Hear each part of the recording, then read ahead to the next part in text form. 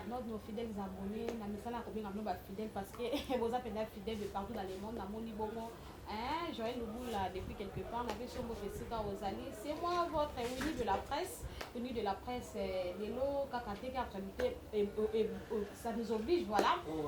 Aujourd'hui, nous allons parler plus pour l'analyse de Makambo. Il y a théâtre Nabuso, théâtre Yamboka, RDC, comédien, parce que tout le monde qui matanga ya Kokodioko, tout le monde matanga ya Suzy Bantu, tout le monde qui est dans le cimetière, tout le monde qui partout, des façons que tous la bino ba image.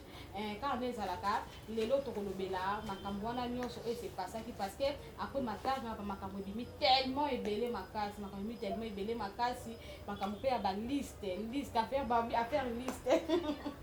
Na kosola ngo ngamo na kosola ngo na ndeko na ngai collègue na ngai concert na ngai Doriana Isamba parce que yepe alobaka bien to na posa na auto mekante koloba na pesi na mbote mingi Doriana Isamba boni santé ma chérie. Mbote Winnie de la presse, mbote na ba internet nyonso o ba mesana kolanda Winnie de la presse. Donc to kosenga mino toujours vous s'abonner massivement na JKL News Info. Donc vous ne serez jamais déçus, je suis là. Donc votre humble servante Doriana Isamba, autrement dit la fille intelligente. Donc to ekato solo là,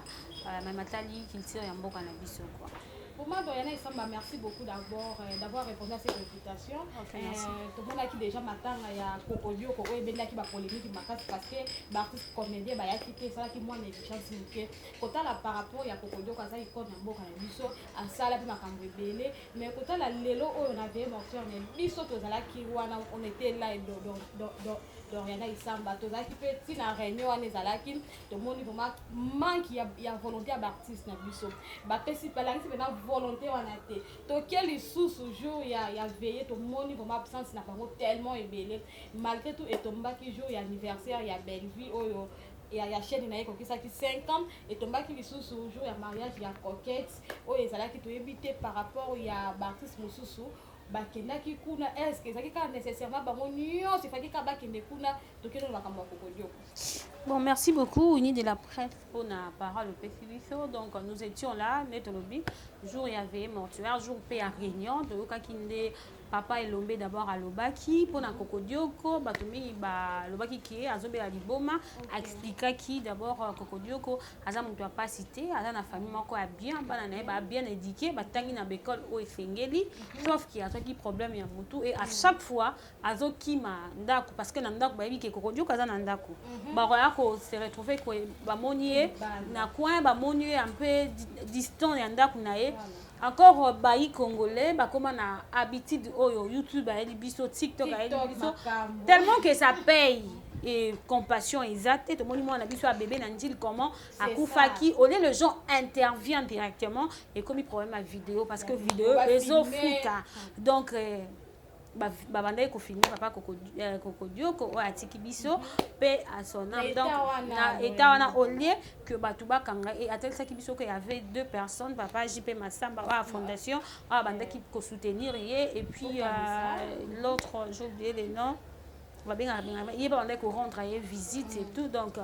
bato wana nde bapesaki bango félicitations aux yeux de tous jour à réunion mais par rapport il y avait mortuaire toyebi ke babito lela na ba kolela oya kufaki ce n'est pas n'importe qui c'est un artiste comédien depuis longtemps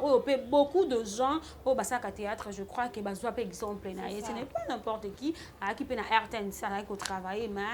pas c'est jamais mon Karine Yamado na monaki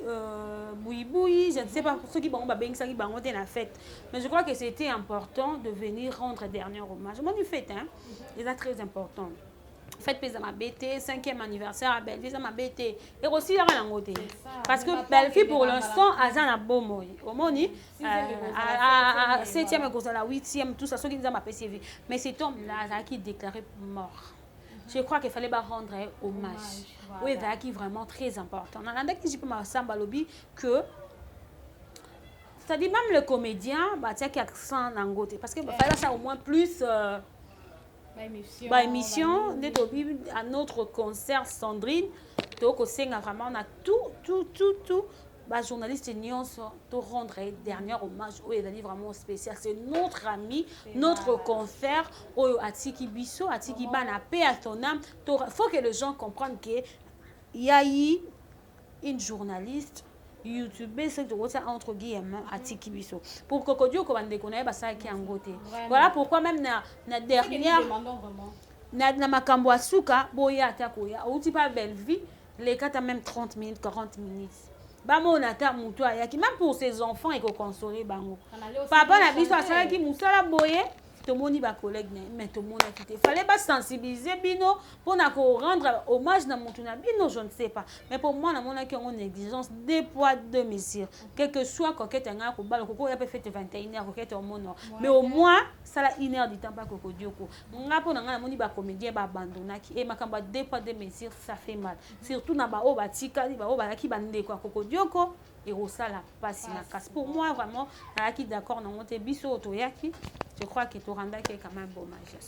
Voilà, merci beaucoup Doriana Issa Makane na Issa Kibino le baga tellement bien makasi to qui ne reçoit encore plus loin to mona ki matanga ya ndeko na biso Suzy Bantu oyo akufa ki tozaki biso na cinquantenaire wana félicitations d'abord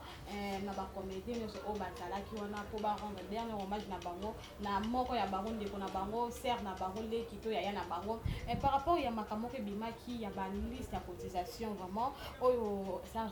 c'est avec le cœur brisé vraiment auto mona ki un artiste comédien ba publier liste wana vraiment ezaki un peu pas mingi parce que ce balobi ceux qui opposent liboko ya gauche droite côté oyeba te mais par rapport ya liste wana ebendi ba polémique makasi lelo ekomi kotanga make ba misusu ba pesi $10 $20 bazana elo côté par rapport ba oyo ba pesa ki $400 $500 balobi c'était Sila voilà de apesa ki $500 et belle vie mais ici le péchant apesa ki $20 batali niveau ya péchanga niveau ya musala na ye balobi manque ya volonté à saboter ki muninga et par rapport ya wana tant que vous appelez analyste wana toroki koloba mwani est-ce que zaki ka malamu ba publier ngo Doriana Issa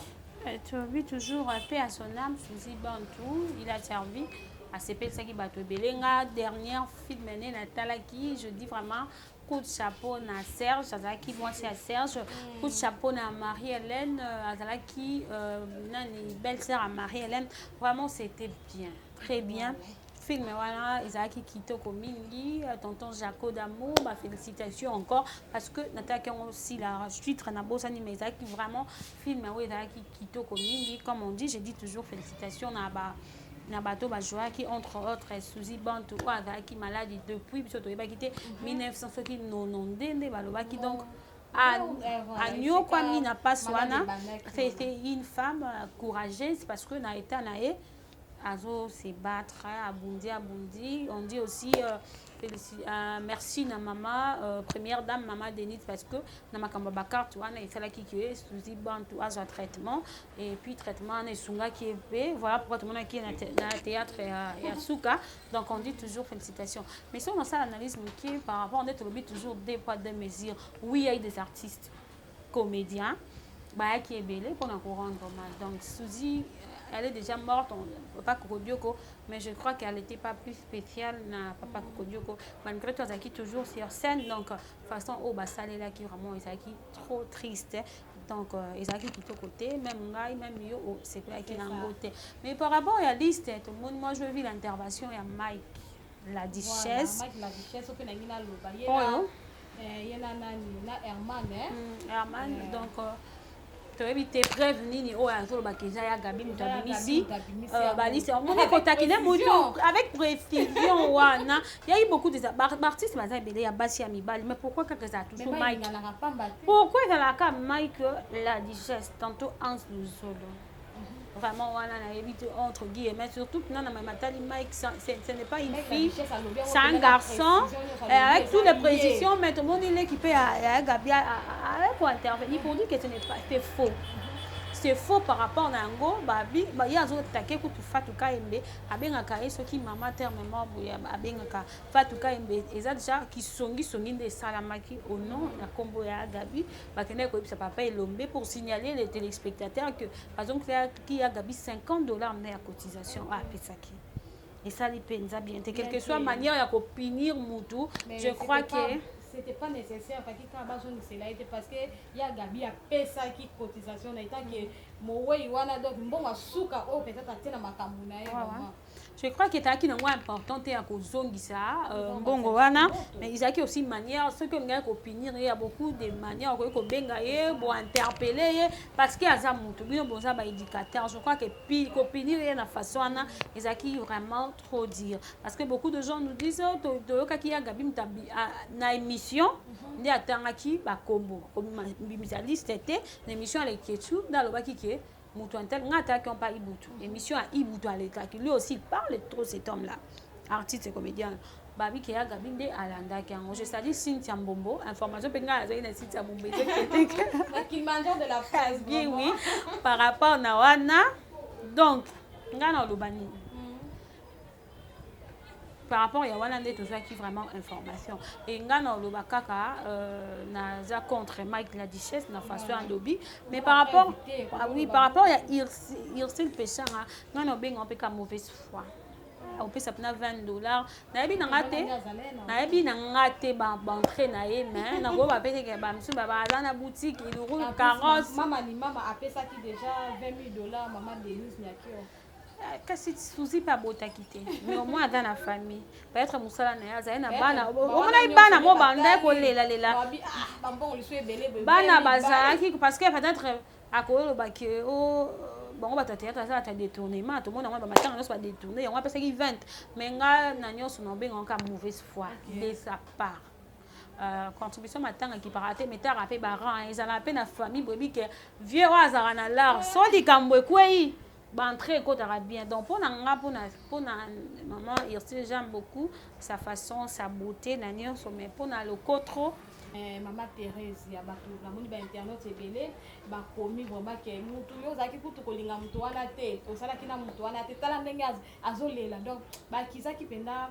Thérèse makambo ebele par rapport ya liwa ya ndeko na Yesu zibanto pour aller encore plus loin. Donc en fait bazo lobele makamoko ya bientôt azolela mingi azolela boepona nini azalaki poète est-ce que moment congolais troki soit baninga nyos baninga ya théâtre tokoloba parce qu'on est aka batuka ya théâtre bon bata théâtre déjà bango baloba balinga la raté balinga la raté bango entre bango bayebi ke balinga la raté batonganaka likambo na bango ebomba maraté encore ba artiste total bango na ba TV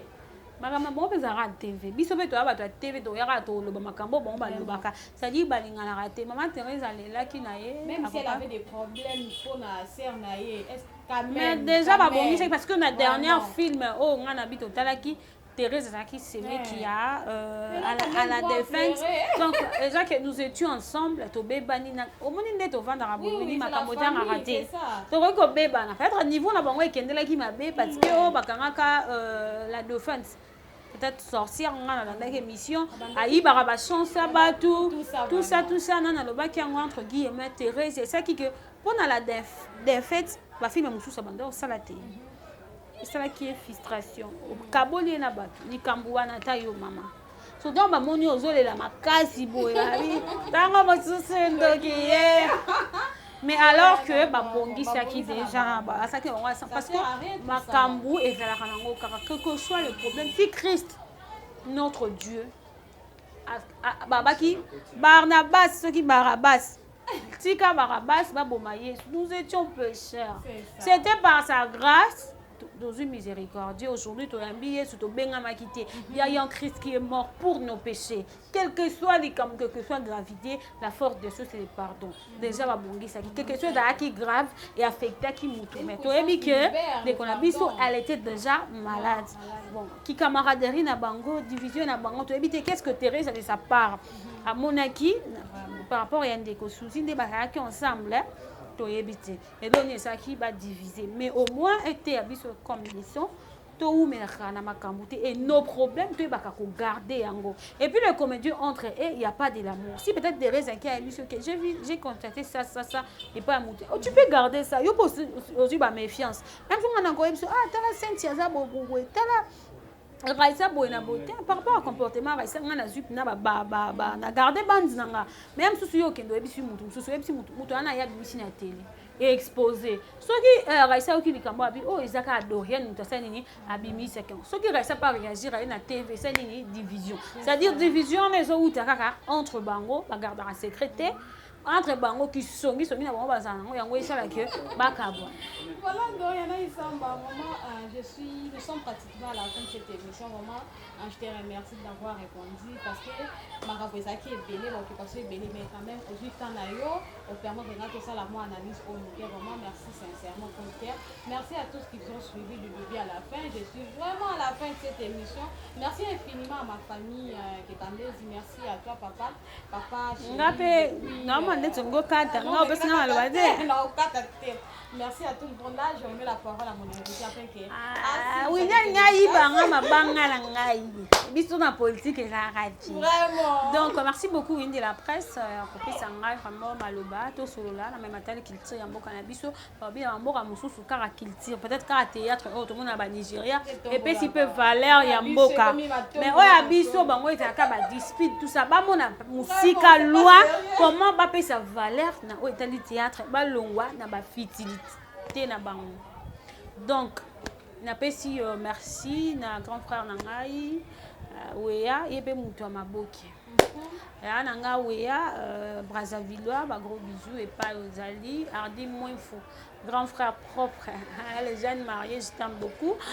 maman qui pangi balobi toi la moi de la femme là ma grande sœur depuis France je t'aime aussi très très fort à mon frère Gelor Nzundu là c'est ma famille à babaz nanga à ma sœur Gaël Baba baza ebele Haïti aussi soit totai prière le longomba vraiment que Dieu Nzambe a yoka le fambo la biso et à ma maman chérie Priscille Nzundu merveille matondo petite sœur propre. Voilà, si tu as un bon mot sur l'hôpital aussi, Raissa Mbili à mes collègues, je vous aime beaucoup. Merci beaucoup. Big dédicace à celui qu'on appelle l'ingénieur Geoffrey. Vraiment, Jonathan, je vous salue, je vous aime énormément. Depuis aussi quelque part, et pourquoi pas celui qu'on appelle Maître Petit, ou depuis quelque part aussi. Moi, votre venue de la presse, je vous retrouve prochainement. Bon, sur des programmes. Bye.